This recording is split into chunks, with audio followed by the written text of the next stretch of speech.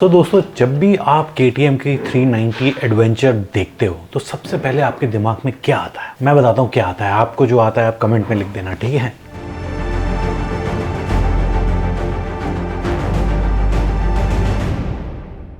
Orange colour KTM का, the look of the bike, मतलब that's the first thing. उसके बाद एक foreign brand, power like racing machine, like कहते हैं ना एकदम भागड़ बिल्ला, मतलब एकदम तूफानी पावर, एडवेंचर स्टाइल सेटअप इस तरीके का है। और उसके बाद टेक्नोलॉजी। तो ये कुछ चीजें हैं जो मेरे को लगता है कि 390 एडवेंचर जैसी मैं देखता हूँ, the things that describe KTM 390 adventure for me. इनमें से 3 इंपॉर्टेंट पॉइंट्स हैं जो मेरे को लगता है कि इस बाइक को ना लेने के लिए अक्सर लोग कंफ्यूज होते हैं। 3 चीज़ें मेरे को लगता है। एक, ऑरेंज लुक्स, शायद लोगों को वो ऑरेंज पसंद नहीं है, इतना ज़्यादा चमकता हुआ इस टाइप का। एंड द लुक्स थोड़ी सी एग्रेसिव लुक्स होती हैं एंड थोड़ी see it's like a little new age, like new take, मतलब ऐसी सिंपल लुक्स नहीं होती है। मतलब मैं राइट वर्ड नहीं आ रहा मेरे को डिस्क्राइब करने के लिए।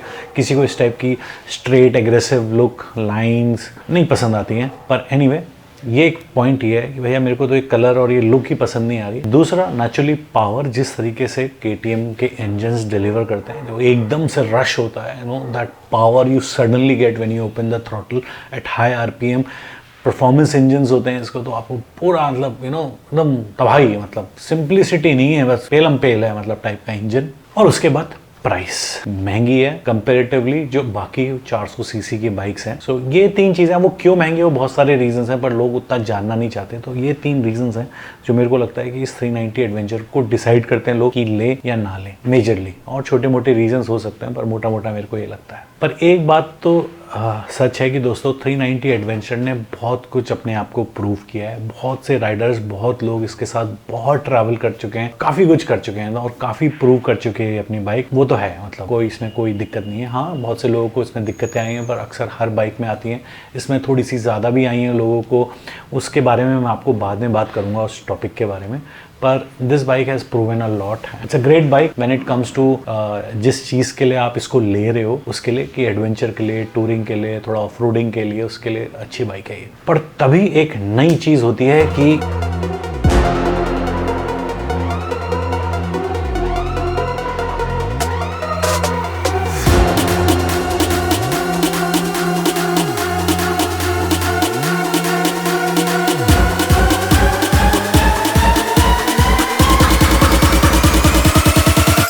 KTM की नई एडवेंचर आ रही है और इसमें काफ़ी कुछ बदलाव है। खास तौर से जो मैंने आपको पहले जो 3 पॉइंट्स बताए जिसमें अक्सर लोग डिसाइड करते हैं कि ना लेने की तरफ, सबसे पहले मैंने आपको बताया ऑरेंज और लुक्स बदल गई हैं। So looks is very different now. तो that is a big change कि देखने में दोनों में काफ़ी अंतर है। It's not just minor. जो नई लुक है वो ज़्यादातर रैली टूरिंग वाली आ गई है, कि जिसमें फ्रंट वाला जो है उसमें जो आपकी फेयरिंग है और जो आपका स्पीडोमीटर और लाइट है वो कनेक्टेड होता है, लुक्स टॉलर। सो वो रैली वाली फीलिंग आ रही है, टूरिंग वाली ज़्यादा आ रही है। आई लाइक इट पर्सनली, मेरे को मच बेटर लग रही है ये। पहली वाली बाइक अगर मैं लुक से नहीं लेता तो ये वाली मैं अगर सिर्फ लुक्स की बात करूँ तो मैं ले सकता हूँ। It's good, it looks good इस तरह। और इसमें जो लाइट है आप देखोगे हाई बीम और लो बीम वो ऊपर नीचे दी। ऐसे सुजुकी की नई 800 वाली आई है, उसमें ऐसे वर्टिकल सेटअप है। आई डोंट नो पुराने किसी में ऐसा सेटअप था। सो वो एक नया सा सेटअप है, people are not used to it generally, तो शायद थोड़ा सा लोगों को अजीब सा लगेगा। I think this design will grow. कुछ कहते हैं ना, कुछ डिज़ाइन धीरे धीरे अच्छे लगने लगते हैं, but for me it looks good. उसके बाद जो दूसरी चीज़ मैंने आपको बताई थी, इंजन, एग्रेसिव नेचर है और वो सब। तो दोस्तों इसमें भी अब अपडेटेड इंजन है, still the same CC engine, but I don't no कि एक्चुअल में जो इसका टॉर्क है और जो पावर डिलीवरी, आई थिंक वो मोटा मोटा वैसे ही रहेगा। शायद थोड़ी सी और पावर बनाए, तो वहाँ पे मुझे नहीं लगता कि ऐसा कोई ज़मीन आसमान का अंतर आने वाला है। जस्ट कि might be you will get some more power. Price अभी तक इसका डिस्क्लोज नहीं हुआ है, पर आई थिंक कि जो पुरानी वाली है, आई थिंक वो 420 की है, तो उसके आसपास ही कहीं होगा, 19-20 ऊपर हो सकता है, क्योंकि इसमें कुछ एक्स्ट्रा चीज़ें हैं। क्या है? सबसे पहले to make this bike better, इसमें है cruise control. So cruise control I don't know, मैंने बाइक में कभी यूज़ नहीं किया है, तो मैं कार में यूज़ करता हूँ अपने, और जब स्टेट हाईवेज होते हैं जहाँ ज़्यादा ट्रैफिक नहीं होता, क्रूज कंट्रोल से फ़ायदा तो है, देखो पैरों का आराम मिल जाता है। यहाँ पे क्या है, आपने क्रूज़ कंट्रोल लगा लिया तो आपको थ्रॉटल वाला जो आपका रिस्ट है ये वाला, इसको आराम मिल जाएगा। बट अगर जब आपको लॉन्ग डिस्टेंस टूरिंग करनी है, देखो लद्दाख ऐसी जगह जाओगे वहाँ पे शायद क्रूज़ कंट्रोल का कोई फ़ायदा नहीं है। पर हाँ, अगर आप क्रॉस कंट्री वाले नॉर्थ से साउथ जा रहे हो, हाईवेज पे चल रहे हो और जहाँ ट्रैफिक बहुत ऐसा बिजी नहीं है, तो वहाँ पे आपको क्रूज़ कंट्रोल से काफ़ी फ़ायदा होने वाला है। So that is one thing there. Taller windscreen है जिससे बहुत फ़ायदा होने वाला है। जो विंड स्क्रीन आ गई कि वो टॉल है, अच्छी खासी विंड की प्रोटेक्शन मिलने वाली है। That is a big big big plus. और मैं हमेशा, आपको पता ही है, विंड प्रोटेक्शन को बहुत पॉइंट्स देता हूँ। So that is there and that is like good. उसके बाद एक और चीज़ इसमें देखने को मिली, वो है अंडर बेली एग्जॉस्ट। मतलब कि जो एग्जॉस्ट है, पहले 390 एडवेंचर में जो आप प्रॉपर साइड में देखते थे, अब वो नीचे चला गया है, नॉर्मली जैसे नीचे होता है। अब ये डिबेटेबल है, बहुत से लोगों को अपना साइलेंसर चाहिए होता है साइड में, जहाँ पे वो उसको चेंज करवा के कुछ और भी लगा सकें, या साइलेंसर होता है बराबर में तो अच्छा लगता है। अंडर बेली एग्जॉस्ट से क्या होता है कि थोड़ा सा वेट डिस्ट्रीब्यूशन जो होता है वो अच्छा हो जाता है बाइक का। उसके बाद जब आप एसेसरीज भी लगाओगे राइट या लेफ्ट में, पीछे कुछ अपने सैडल्स लगाओगे या कुछ लगाओगे, तो आई थिंक वो ज़्यादा बेटर तरीके से फिट इन हो सकता है। बट देन ये पर्सनल चॉइस है। सो इसमें अंडर बेली एग्जॉस्ट है। उसके बाद जो एक और इसमें चीज़ है जो मेरे को लगता है कि जो पहले वाले में नहीं थी, कि इसके जो फ्रंट के शॉकर्स हैं वो एडजस्टेबल आ रहे हैं, प्री लोड के भी और रीबाउंड के। And that is like a very big change, very big change. उससे क्या है कि आप जो शॉकर्स अक्सर बोलते रहते हो ना, हार्ड है कुछ सॉफ्ट है, तो आप अपने हिसाब से थोड़े बहुत ट्यून कर सकते हो कि भाई जब हाईवेज पे चल रहे हो तो थोड़े से हार्ड कर लिए, जब खराब रास्तों पे जा रहे हो तो थोड़े सॉफ्ट कर लिए। इसी तरीके से आप जो पीछे का शॉकर है वो भी आप एडजस्ट कर सकते हो। और आई थिंक जो ऑलरेडी ड्यूक है इंडिया में, ड्यूक 390, उसमें ये शॉकर्स आ रहे हैं जिसमें आप आगे वाला और पीछे वाला एडजस्ट कर सकते हो। सो दैट इज पहले, पर वो 390 एडवेंचर में नहीं थे, जो पुरानी वाली है, नई वाली में वो आ रहे हैं। So that is like a big bonus. उसके बाद एक और चीज़ है जो डिज़ाइन में ही इसके थोड़ा सा चेंज है, वो जो इसकी सीट है जहाँ आप बैठते हो वो थोड़ी सी नैरो है। अब नैरो होने के फ़ायदे भी हैं और नैरो होने के नुकसान भी हैं, डिपेंड करता है वो कितनी नैरो है और कितनी वाइड है।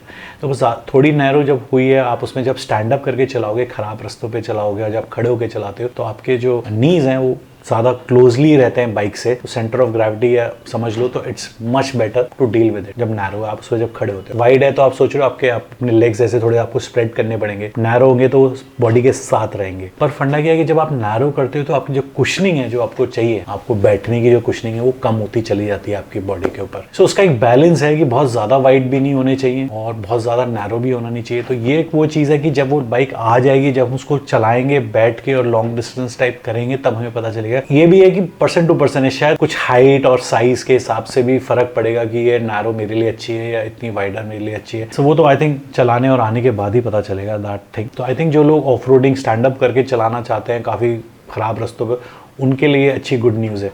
पर जो टूरिंग करना चाहते हैं लॉन्ग डिस्टेंस, जिसमें वो चीज़ उतनी है पर उतनी नहीं है, सो देन दिस थॉट जो मैंने भी आपको बताया वो एप्लीकेबल है। अब बात कर लेते हैं दोस्तों, जो मैंने आपको पहले बताया, जो दिक्कत वाली, जो इंजन की दिक्कत है, सर्विस सेंटर। बहुत से लोगों का है कि KTM के सर्विस सेंटर सही नहीं है। ये दिक्कत मैंने पिछले वीडियो में बताया, जब TVS का वीडियो बनाया, चाहे मैंने V-Strom का बनाया, किसी का भी बनाया, सर्विस सेंटर सबकी अपनी अपनी राय होती है। किसी को अच्छी सर्विस मिल जाती है तो उसके लिए अच्छा हो जाता है, किसी को बेकार मिल जाती है तो बेकार होती है। It's like common.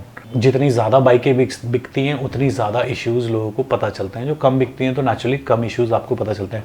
पर हाँ, अगर बाइकें कम बिक रही हैं और इश्यूज़ बहुत सारे आ रहे हैं तो भाई फिर तो सीरियसली बहुत ज़्यादा दिक्कत है, मतलब समझ गए। बट एक चीज़ है, जो KTM का जो इंजन होता है ना दोस्तों, ये हाई परफॉर्मेंस इंजन है, ठीक है। It's like a high performance engine, it gives you the maximum output. जैसे आप थ्रॉटल खोलते हो, it has that racing, you know, ready to race, मतलब it's a high performance engine, मतलब इट्स नॉट अ आराम वाला इंजन, ये आपको पता ही है। और ये KTM की एक ट्रेडमार्क है। सो जो हाई परफॉर्मेंस इंजन्स होते हैं, जो इतने रिलैक्स नहीं होते, हाई RPMs पे चलते हैं, यू नो, उनको क्या है कि जो सर्विसिंग है और उनकी जो मेंटेनेंस है ना, वो थोड़ा टाइमली मांगती है, जल्दी मांगती है और रेगुलरली मांगती है।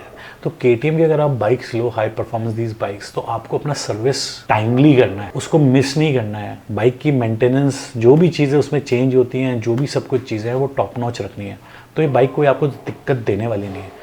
अब फंडा क्या होता है कि लोग जैसे KTM ले ली, ये बाइक्स ले ली, उसको ट्रीट वो वैसे करते हैं कि जैसे नॉर्मल बाइक्स हैं, हाँ ठीक है, कोई सर्विस मिस हो गई, 1-2,000-3,000 किलोमीटर ज़्यादा चल गई, कोई बात नहीं, इंजन ऑयल कोई सा भी डलवा लिया, या बाइक को खींचे ही जा रहे हैं, मतलब यू नो क्या कहते हैं, अब्यूज़ करोगे bike. KTM has a high chances कि वो आपको फेल कर दे, मतलब गिव अप कर दे। वहीं पे जैसे स्प्लेंडर और इस टाइप की जो बाइक्स होती हैं ना भाई, चलाते रहो। मेरे को कॉलेज डेज की बात है, मेरे दोस्त का स्प्लेंडर थी, भाई साहब सर्विस ही नहीं कराता था कभी, चलती रहती थी, पता नहीं इंजन ऑयल काला हो गया, कुछ भी हो गया, चलती रही, कोई दिक्कत नहीं। पर इन बाइक्स के साथ if you buy these good fancy powerful bikes, you have to take care of them, ठीक है। और ये और भी बहुत सारी बाइक्स के साथ ही है, जो भी आप जब आप महंगी बाइक्स पे आते हो, परफॉर्मेंस बाइक्स पे आते हो, you have to take care the maintenance very seriously. जैसे मैं एल्टो चलाता हूँ, मेरे पास एक एल्टो है सीएनजी वाली, और उसकी मैं ऐसी कुछ भी चलता है, पता है, सर्विस इंजन और कुछ भी चलता है, कोई मेरे को दिक्कत नहीं देती। पर वहीं अगर मेरे पास XUV 300 है, उसके साथ मैं ऐसा करूँगा ना, तो वो खड़ा कर देगी मेरे को रोड पे कहीं कि बेटा जाओ एल्टो चलाओ समझ रहे हो। तो ये दिक्कत भी है, इस वजह से भी दिक्कतें ज़्यादा आती हैं। बट या ऐसा नहीं है, कभी कभी जेन्युइन प्रॉब्लम्स भी आती हैं बहुत से लोगों के साथ। KTM के साथ जेन्युइन प्रॉब्लम्स हैं, सर्विस सेंटर पे लोग ट्रेन नहीं है, ये सब दिक्कतें भी हैं। ये तो मेरे को लगता है हर ब्रांड के साथ ही हैं, और इसमें कंपनियां पता नहीं क्यों सीरियसनेस दिखाती भी हैं, पर फिर डीलर्स नहीं दिखाते हैं, जो भी है it's all messed up. Public के ऊपर आपको पता ही है, आधी चीज़ें इंडिया में राम भरोसे ही चल रही हैं। और इंजन जैसे मैं आपको बताऊँ कि ये 400 cc के, जैसे ये 390 जो भी ये अब जैसे मैं आपको एक परफॉर्मेंस इंजन की बात करूँ, एक तरफ हमारा हार्ले की X440 है, और वो इसका ऑलमोस्ट आधे से कम BHP निकालता है पावर। टॉर्क ज़्यादा निकालता है पर BHP कम निकालता है। It's a relax engine, come RPM पे टॉर्क देता है आपको, पावर नहीं देता इसके बराबर, आधी के करीब देता है। ये करीबन 46 BHP देते हैं, वो करीबन 27 BHP देता है, और RPM में भी अंतर है, वो 8,500 या 6,500 X440। तो ये थोड़ा रिलैक्स इंजन है, ये थोड़ा भागड़ बिल्ला है, समझ गए। पर एक चीज़ है कि जो ड्यूक के साथ है, पहले भी था आई थिंक, जो ड्यूक की पावर है, जो अभी जो 390 नई वाली ड्यूक है, इसमें जो आएगा आई थिंक उसको थोड़ा सा रीट्यून करती है कंपनी, उसको थोड़ा सा उसका इग्निशन कम करती है, and you know put a little torque wok के कर्व को छेड़ती है थोड़ा बहुत। आई डोंट नो, जो अभी जो ड्यूक है 390 वो 46 BHP निकालती है, which is much higher than the old जो अभी जाने वाली है 390 एडवेंचर। सो अब उन दोनों के बीच में मेरे को लगता है कहीं इसके BHP होंगे, बट आई डोंट नो कितने होंगे, क्या होंगे। बट तो ये थोड़ी सी इंसाइट थी मेरी जो नई 390 एडवेंचर को लेके आ रही है। I personally looking at bike, मैंने क्लोजली तो नहीं देखी है, पर जो उसकी फीचर और जो सब चीज़ें मेरे को पता है, मेरे को बाइक पसंद आ रही है, पर मैं ज़रूर इसको देखूंगा, पास से चला के देखूंगा अच्छे से, एंड देन ज़्यादा बेटर कुछ पर्सपेक्टिव आएगा इस बाइक को लेकर, ठीक है। सो दोस्तों, ये मेरा एक छोटा सा वीडियो था, छोटा बड़ा मेरे को पता नहीं कितनी देर से मैं रिकॉर्ड कर रहा हूँ, 1 go में ही चल रहा है। एंड अगर कोई क्वेश्चंस रह गए होंगे तो कमेंट्स में डिस्कशन करते हैं, ठीक है दोस्तों। सो बाकी टिल नेक्स्ट वीडियो, चमकते रहो, मुस्कुराते रहो। लव यू दोस्तों, बाय बाय।